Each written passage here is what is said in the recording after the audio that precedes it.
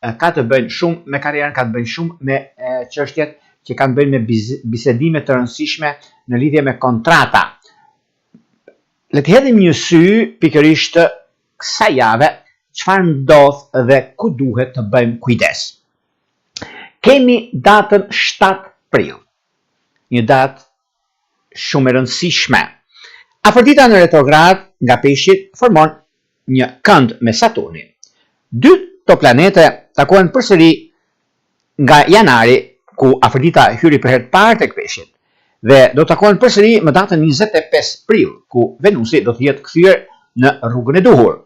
Ky kënd na kthen nga e kaluara për të rivlerësuar rrjedhën e ndryshimeve e marrëdhënieve, partneriteteve dhe ndikimeve të tjera.